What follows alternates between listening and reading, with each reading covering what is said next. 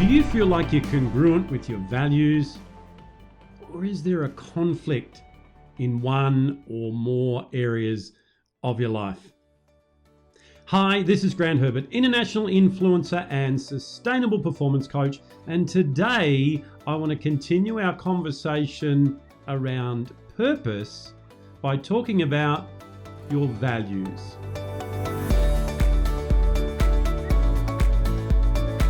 So last week we talked about 3 elements in purpose, in being able to live with intention. We talked about your mission, your overall reason for being and for doing. We talked about your vision, what you can see in the future. And we talked about your values, what it is that underpins everything that you do. And today I want to talk about those values. I want to give you an opportunity to come with me on a journey to redefine your values, to get back in line with your values. We talked about our vision that is underpinned by our values. Having those in alignment give us congruency. Your values are the motive behind every purposeful action. They drive you, they motivate you, they align you, they check you, they confuse you when they're not congruent. So when we talk about our values, values can either be ideal or actual. So ideal values are those that are set by cultural norms, by our religious beliefs, by what other people, what the world says are values that we should live by. And there's the word there, should. They're very judgmental. So what we do when we are chasing those ideal values and we're not fully equipped and we're not perfect because we never will be, we can actually be living different values, our real values, our actual values. So what I want to do is give you the opportunity to recheck in on your values and to prioritize your values. And, when I work with my clients, I help them to get closer to those ideal values, making sure that they are values that they have set for themselves, not what the world has set for them, and not running the approval addiction or the performance trap, as we've talked about before. But to prioritize your values, you first have to know what your whole list of values are.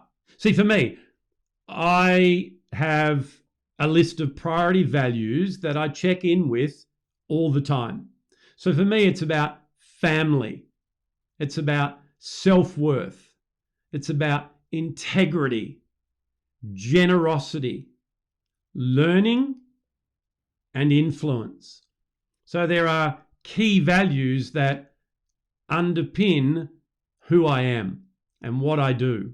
And when I'm outside those values, it doesn't feel great. It doesn't feel like I'm in flow. It holds me back. I know there's that sense of it's not really working right there.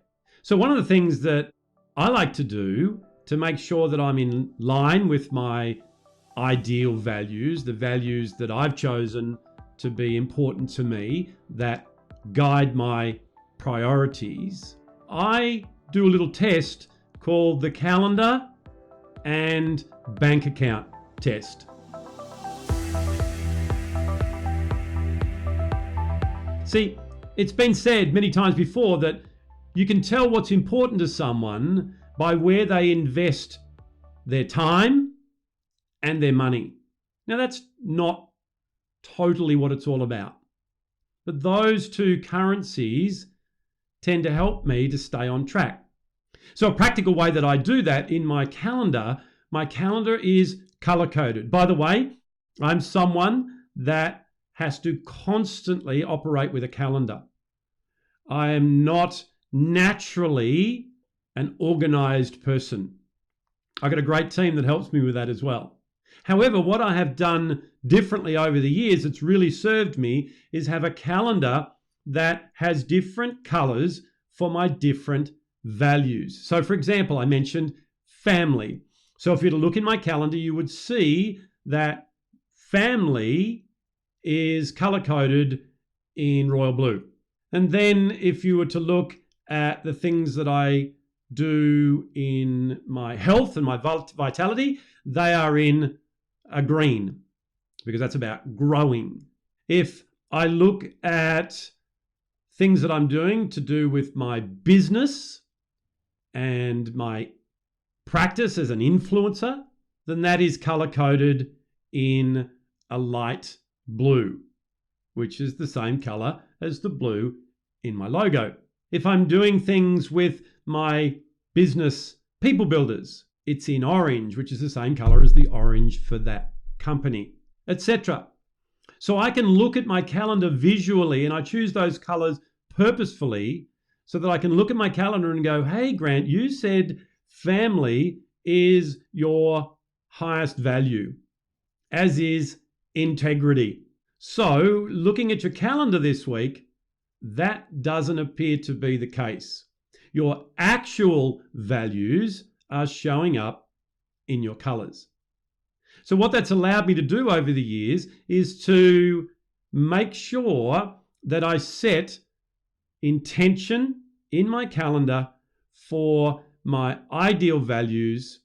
So I've got time in there, space put away, bandwidth protected for family, for learning, for health and vitality, exercise, meditation, motivation, for reading, for getting my spiritual and my mental as well as my physical health where it needs to be.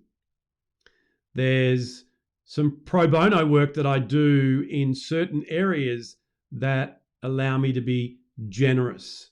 Being generous with my time, with my knowledge. I'm giving that to you right now with no need for you to give me anything in return. So I can look at those things and go, hey, that's good. You are living within the values that you say are true to you. So that'd be a great thing for you to consider. A, if you're not using a calendar, to use one. B, is to get your values, get them aligned in your calendar. In the same way, I can look at my bank account and look where I'm investing my finances. Am I being a great steward for my family? Or am I investing it all in myself, in my business or whatever it is? Am I, spending it on things that are not part of the overall plan? Am I scrolling on social media and I see one of those gadgets that pop up that I just have to have and I invest money in that? Let's face it, I spend money on that.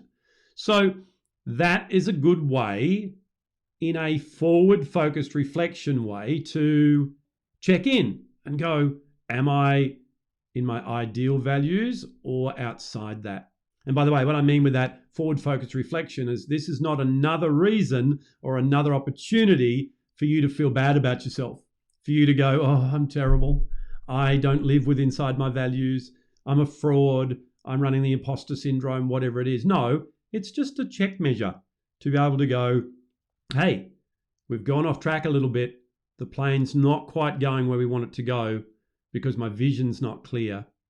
And therefore, I need to bring it back on track. So in your values, are you in conflict or are you in congruence? So set yourself an intention, get an action plan, list out values. You can Google list of values if you want to increase your vocabulary around that. Come up with about 20 of them and then bring them down to about 7 and then test them with the calendar and the bank account test. Well, that's it from me for another week. Next week, we're going to continue talking about purpose, where we're going to have a look at your vision and create a personal vision statement for yourself. I'll see you then.